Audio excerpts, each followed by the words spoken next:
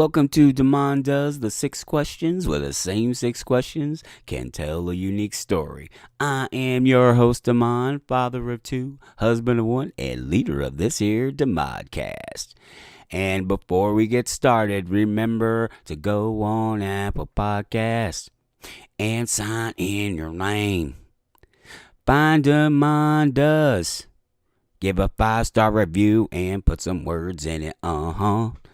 Let the show be seen. I said, let the show be seen, and we'll continue this conversation. My guest today is Terry Boddie. He's a proud husband and father and grandfather, and he's also a former OVW, Ohio Valley Wrestling, ring announcer and commentator, and is currently an area representative for the Fellowship of Christian Athletes in Covington, Georgia. We talk about everything from religion to relationships to a couple of interesting wrestling stories that I think you'll like. So, if you're ready, take it away past me. And on the line, we've got Terry Boddie. Say what's up, Terry. Hello, what's going on, everybody? How are you, man? Damanda, it's so good to talk to you, man. I'm so grateful that and humbled that you asked me to be a part of what you are sharing with the world, man. So, thank you. Oh, well, thank you. Thank you for helping me out with this. This is going to be fun, man. Ah, I'm looking forward to hearing some of your answers to some of these questions. it's just amazing to me. I mean, I'm very grateful for you because growing up, being a wrestling fan, wrestling was always a connection for my dad and I. And no matter where we were in life, it was there. And my dad had passed relatively short time before I actually got to start working in the ring. Every time I was in the ring, there was that connection with my dad. And that would not have happened if it hadn't been for you taking and being generous of that. That's the one thing I don't think people understand sometimes about some of the people in wrestling is that they are so generous with trying to help people who genuinely want help and respect and do it the right way. You didn't have to do it. You didn't need to do it, but you did it anyway. And so I'm grateful for the small little bit that I was able to live out my dream and being able to look out and connect with friends and the places and the people I've been able to meet because of that. So thank you, brother. That's one piece I just wanted to share with you. Question number one. Okay, so you're the area director for the FCA at a high school in Georgia. So what do you do? After went out of wrestling, decided to go into ministry full time. I serve working with coaches, athletes, families, and school and teachers and students in schools, and just trying to give them another voice of what's going on. Students in high school are dealing with so much, and especially high school athletics. So for me to be able to present them, the good news of the gospel gives them an opportunity to hear another voice and to be able to show them what it's like to live a life of service and love. So I'm at practice, I'm talking to them, I'm serving the coaches, I'm on the sidelines, gotten to meet some amazing people. But that's what I do right now. I love it. I love being able to serve these students and fulfill God's and explain to them, that they're more than just grades or stats or, how many stars of a recruit they are, that they were created and help them find their purpose and their greater calling. So not much. It's interesting to say the very least. It's been a wild ride. Yeah, I can only imagine. I'm sure you've seen some stuff, and we'll definitely get into that. So let's get started with question number one. When did you know you wanted to do this full time? When you wanted to do the ministry full time? Like, what were the Sure, circumstances? Or sure. I felt God's calling on my life 8 years ago. I grew up in a Catholic background, and I remember I was an altar boy till I was 18, and I remember at one point I was coming off, and my mother, God had made a comment because I been doing something and had a black jacket on with black pants, and one of her friends went, "Oh, who's the new priest?" And when I turned around, she said, "No, that's my son." And so I kind of knew that God was important in my life, but walked away from my faith for a while, wasn't active. God just put a tug on my heart, and I got involved with a local church in Louisville, Southeast Christian, through some life events that were happening within my family, and just felt the need that these students needed to be served and loved. I had a heart for it, and so I had people that were, that gave me an opportunity to serve in high school. And then, being that I love sports so much, there was a way to kind of get into it. Now, again, I'm in my 40s at the time when this is happening, so this is not like I'm fresh out of school. I'm kind of doing things, different than what the quote unquote the normal progression would be. And so I had heard about Fellowship of Christian Athletes, FCA, and had served with them and had volunteered with them. And when we made the move to Georgia, South Metro Atlanta, Georgia, from Louisville, Kentucky, I got connected out here, and just it solidified everything that was going on, and just filled the need. And God has provided an opportunity, and now I'm full time. There were some tests along the way. There was 3 years where I basically didn't make any money. I was volunteering, and God still had this call on my heart to love on these students. And it's definitely had its challenges, but it's well worth it. Sounds like a heck of a ride, which is par for the course anytime you pursue a passion. So that makes sense. Yeah. Even the word passion. You look at the root of the word passio. It means what are you willing to suffer through that will bring you joy in the end? What are you willing to suffer to go through the suffering through that will bring you joy? And this is a passion. When this is it, you're going to have to be able to push through it. And there were times where I wanted to quit. There were times where it was difficult, not from the people I was serving, but just in my own head and in my own heart of, am I really meant for this? And I thought I was going to be a local youth pastor at a church. So I would try to apply for jobs, and because I didn't have any paid ministry experience, at that time, I was not getting any looks. I wasn't even getting callbacks. I think out of all the applications I ever sent, I had 4 interviews, and that's what I had. So it was out of the hundreds of applications you send. Why am I really meant to do this? And then God always has a way of working it out. Question number 2: What do you wish you had known when you had first started out? See, Fellowship of Christian Athletes is a parachurch ministry. So everything I have to do is I have to kind of fundraise for all of the needs and everything else. For me, I wish I would have known a little more about that. And the other piece is I wish I would have known. Wow, that's kind of a harder question.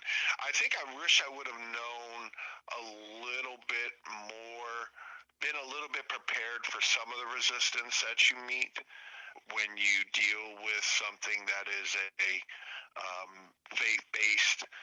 People have an idea of what, when you put the word Christian in something, it automatically invokes an emotional response.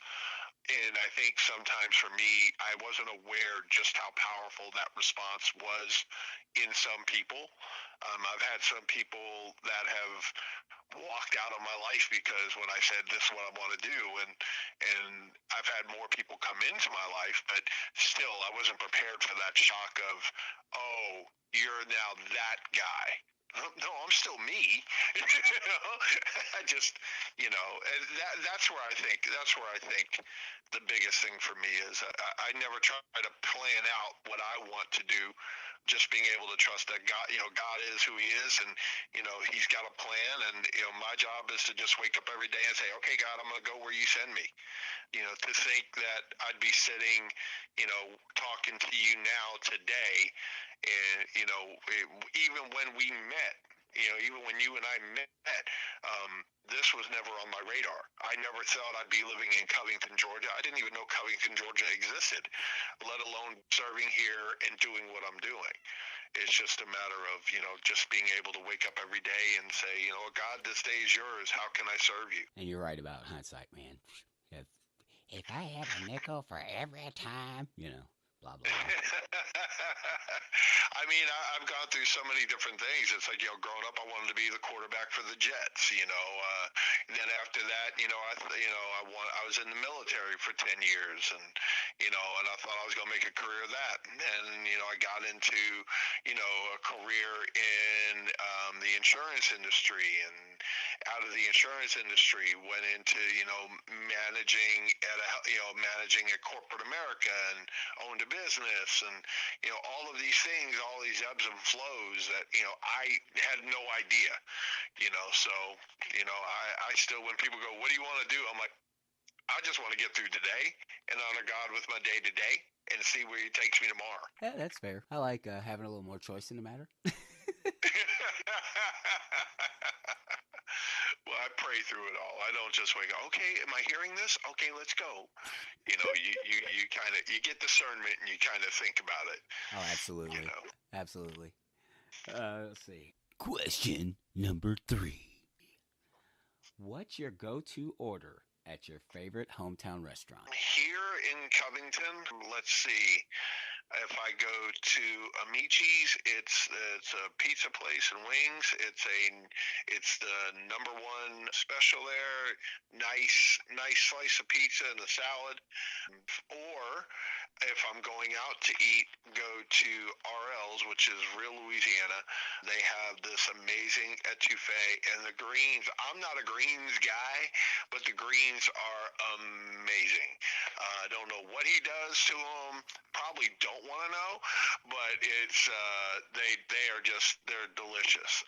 But my all-time, if you ask me, hey, we're getting in the car, we got a plane, where are you going to go? I'm going back to Calandria's Pizza in Middletown, New York, where I grew up. The best pizza place on the planet. It still looks the same as when I was there, when I graduated high school back in the 1900s. It still looks the same, still got the same faded posters on the wall, and the pizza is still amazing. Right. So that's where I would go. That is awesome, and at some point we're going to have to go. Oh, done. You don't have to. That is, if you road trip Calandria's Pizza, done. I'm there. Whenever my friends are going back home for like high school reunions or like homecoming football games, like, we're going to Calandria's, I'm like, can y'all just package me up a pie and send it to me? Right. I have messaged the owner. I have tried to figure it out. It's just, I can't. But every time I do go up there, I am there. And the closest thing to it in Louisville would be like Spinelli's. Spinelli's is good. Spinelli's is good. I'm a pizza guy. I like it. Some people are Heyman guys and Cornet guys. I'm a pizza guy. So there you go. Heyman mean Paul Heyman. What was that last thing you said? I'm sorry, I missed it. I said some more wrestling plugs in there, some more wrestling anecdotes. What can I tell you? Question number 4. What are you curious about? I'm curious to find out more about building relationships. One of the things I do right now is I think right now we're so divided as a country and culture and whatever. I think we have to have more conversations than positions. And I would be curious to find out, what does it take to have more conversations going on in the world? That's the deep part. What would I would be curious to know. I'd be curious to try to figure out how to throw a 90-mile-an-hour fastball, or to probably hit one. I think I've hit one once or twice. But, just can't. But outside of that type stuff, just being able to be curious about how we can start seeing each other and building these relationships and creating relationships where people who can look different, vote different, talk different, act different, but still have a level of civility and respect like it used to. That's what I would like to see. That's what I'm curious about. And if you get any answers, by all means, can I have the exclusive? Hey, you got it. You got it. You know, I'll be the first one. You'll be the second person to know after I tell Cheryl. That's fair. Question number 5. Is there anything I should have asked but didn't? If there was one thing, it's probably, what would be my favorite wrestling experience and memory. 3 that stand out to me. The first time I got to actually do the commentary on the show behind the desk was very cool at Ohio Valley Wrestling. That first show sitting behind that desk and knowing all of the people who have sat behind that desk, some people, and all the matches that were called in that ring and from those microphones. Do you know how... Terry, do you know do you know OVW's signal reach? Like how far that goes? Because I just wanted to put that in perspective for you, thinking about that, because that is really cool. That is nothing to sneeze at, for sure. I think it hit me when one of my friends on Facebook, who's a wrestling fan, went on one of the many wrestling websites, and it had like the history of Ohio Valley Wrestling, and I was listed as an announcer. That's awesome. I think for me, that was like, holy cow, this, because it's a very iconic brand, and something that is getting some value, especially now when you think of their ties with WWE and Impact and everybody in ROH, Ring of Honor, and all of these people. I think that was absolutely awesome. I think being able to do things like have like an after the bell segment where you and I sat down and we kind of did this in reverse to be able to have that. But I think as far as like my ring, and when I was a ring announcer, when there was one match in the 7-on-7, it was after you hit. It was, of course, yeah. Now, no, wait a minute. I take that back. Let me. That just came to me. My favorite OVW moment of all time, and I think you're gonna know where this is, and I'm just gonna say it, and you can fill in the blank. It's when you looked out in the crowd. Stand up when you talk to me. I'm going to let you fill that in. That to me is still, out of everything I have ever heard, a comeback from anyone. That to me was the most awesome moment. And you got to fill that in. I don't know how much time we got, but you got to fill that in. Oh, you got to share that. It was absolutely awesome. This is so cold-blooded. Okay, what is his name? Do you remember his name? I can't remember his name off the top of my head. God bless him. Oh gosh, it's gonna come to me later. I'll have to edit it in or something. His name was Marcus. He would mess with me. He was a long-time OVW fan. Super nice guy, babyface or heel. He'd always come mess with me. Like as a heel, he would get after me. There are times where Damon and Mo Green wasn't Charles, was it? Say again? His name wasn't Charles, was it? It'll come to me. I'm not 100% sure. Okay. He would, really nice guy. Every time I saw him, he would, chit chat and stuff. And he's also in a wheelchair. So he's giving it to me. And Mo Green, I'm not laughing because he's in a wheelchair. The line between awesome guy. The line between Mo Green and Damon is thin at times, And Yes. Damon, when he gets defensive, goes right after the jugular. Actually, it's more Mo Green, but Damon wants to go for the jugular. Mo Green goes for the jugular, if that makes any sense. You know, the turn yourself up to 11 kind of thing. Oh yeah. So he's giving it to me, da da da. Why you want it? You know, blah blah blah. And I spin around, look him dead in the face. I go, stand up when you talk to me. And from my perspective, again, not a very tall guy. Matter of fact, he's looking down on me sitting in his wheelchair. That's what makes it so daggone funny. That's what made it so absurd to me, like after the fact. And I Right. look over his head and I can see you in the background. Like, oh my gosh, did I just hear what I thought I heard? Yes. Yep. And Yep. he was like, I can't believe, yeah. And he was, and to his credit, I saw him later, and because I thought it fell out of my mouth before I could even stop it, and I didn't think about it until about 3 seconds later, like, ooh, I'm in so much trouble for that one. So I get to the back. So when I see him later, he didn't even think anything of it. He thought it was hilarious. And then the No. next week he said he started getting on me. I'm like, you stand, you know, because I know you had talked to him. I was like, you stand up when you talk to me. He goes, you first. I'm like, why you little? Yeah, yeah, he did.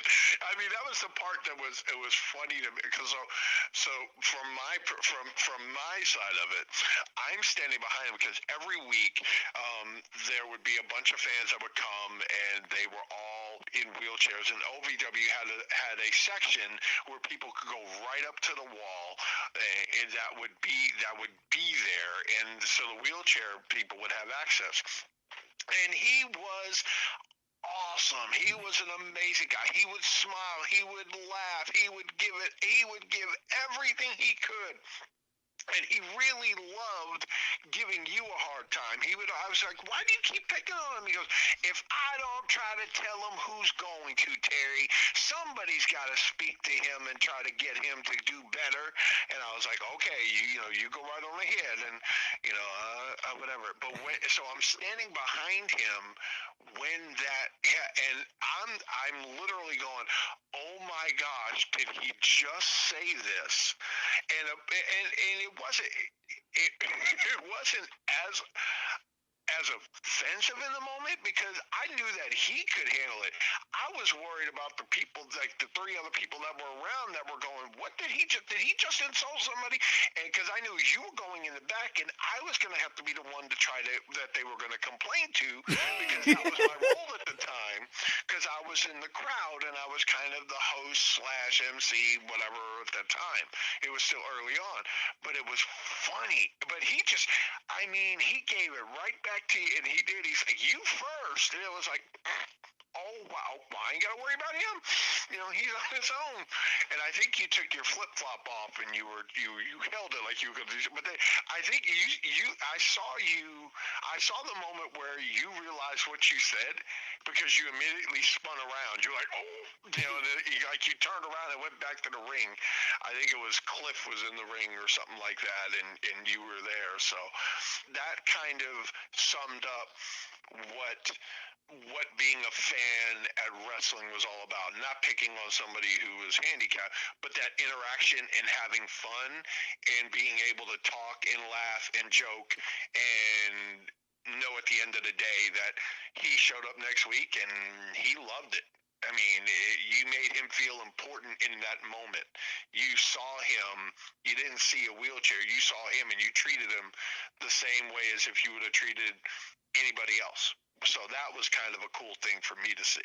I didn't even think of it. I didn't even think of it that way. That makes me feel a little better. I'm trying. But No, no, but but seriously, it did. I mean, you didn't see.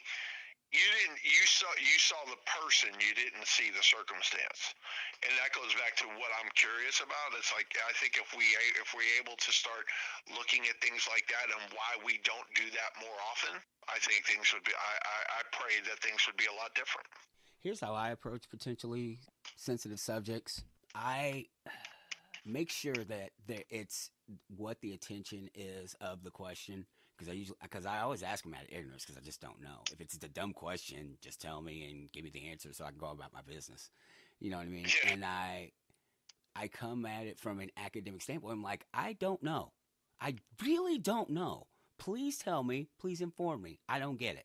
And I'm okay with Right. not getting it until you explain it to me like I'm an 8-year-old. I don't get it. You know, Right. whatever it is. You know what I'm saying? And Right. I've asked some odd questions of people that I've grown close to that way, and I got the answers I wanted because they knew that I was not coming from any place of malice. I was coming from a place of ignorance, and I came up with, basically belly up Yeah. like, hey, Yeah. that's a hard thing for people to do. We make assumptions. You know, Oh yeah. I'm with you on that. I think that just comes from having conversations. I think so for far too often people want to defend a position. If you defend, if you take a position and you're not open to a conversation, you have to defend and debate and do everything about your position. But if we're having a conversation, I'm always open to try to learn something. I think that's what I'm curious about. Why are we more curious? so the last question. Question number 6. If you could create a new holiday, what would it commemorate? Oh my goodness. There would be two, and they're both sports related. One would be, I think Super Bowl Sunday should be a national holiday. I truly believe it. Everything shuts down. Everybody stops. Doesn't matter who it is. It's Super Bowl Sunday. You go to church, then you watch the game. That's it. Don't do nothing else. And then uh, WrestleMania, maybe WrestleMania. I don't know, but I definitely think the Super Bowl. I think the Super Bowl shouldn't be one that it should be a national holiday, and you just go ahead and do it. You should be able to take the Monday. It should be like anything else. If the holiday falls on a Sunday, you get the Monday off. So I think everybody should have Super Bowl Monday to recover from food coma, staying up late, whatever. Terry, you cannot give the NFL more power. I'm giving the people the power. I'm giving the people the power. I'm giving the people the power to go rise up. Fight for your half day. All right, is there anything you want to plug to the No, I mean people? definitely try to find me on social media. There's Facebook. You can find a page at Terry Boddie, at T Boddie BODDIEFCA on Instagram and Twitter. I'd love to talk to you. If there's somebody who would like me to come and speak to if there's a coach that would like for me to come and speak to their team or speak at their school or have questions about fellowship or Christian athletes or anything I've talked about, reach out to me either directly or feel free to contact Damon. Damon can forward it to you as well. He's got all my information, and I would love to be able to sit down, grab a cup of coffee, and talk about it and chop it up with somebody, and and learn some about somebody else. You're a good man, Terry. I'm proud, and I'm glad to call you friend, man. Thanks for doing this with me. This was a lot of fun. I appreciate you. Oh man, it's more fun. It's more fun for me, man. Like I said, when I think of all the people and all the places that I've been able to meet, because of a meeting you at a restaurant and being able to say that I played a small part in one of the in a very minor part in one of the biggest wrestling promotions that's out there. And again, I had the smallest part. I just got to talk. It was all of you guys who share your talent and all the girls who share their talent and put their bodies on the line and sacrifice so much to try to live out a dream. That's why I work so hard to try to do what I do or do what I did for you guys, because I saw the sacrifice to try to put smiles on people's faces and make them laugh and create memories. That was so cool. But to think that I was able to do all this and meet some of the people I've met, and because of an interaction with from meeting somebody at a restaurant, opens that up and encourages me to keep having more relationships. If I wouldn't been encouraged by what happened from that meeting, I think of how many other meetings I've taken, and in the back of my head, go, man, I wonder what's going to come out of this. You know, if I hadn't taken that meeting, I think of everything I would have missed. So I would just encourage, people, man, just don't be afraid to take that step and go out and take a meeting or have a conversation. You never know where it's going to lead. I have had that happen more times than I care to count, and it's awesome every time. That is the truth. And sometimes it doesn't lead anywhere right then, but it shows. But Right. but maybe you run into somebody that you weren't expecting, or see an old friend, or meet a new friend, or you never know, man. You never know. Yeah, absolutely. And Absolutely, brother. Well, man, anytime you need me, I would be more than happy to come back. I am humbled and honored to call you a friend and brother and family. Beyond that, man, I am so humbled and blessed to be able to be a part of your vision and your dream, man. I just pray over this, man, and it's going to go places, and I'm excited to see where it takes you, bro. thanks, man. I appreciate it. I You appreciate it. got it, man. And thank you again, Terry, for hanging out with me. And thank you, dear listener, for spending your half hour or so with me. It was awesome. I just want to let you know next week, I'm going to start a COVID-19 mental health series where I'm going to call it the COVID Conversation. So, yes, it's going to be Damon Does the COVID Conversation. And it's a conversation about mental health. And it's something that I believe we all need, and we all need to talk about, because we're all affected by this thing. So next week we're starting with that, and until then, see it, hear it, speak it, live.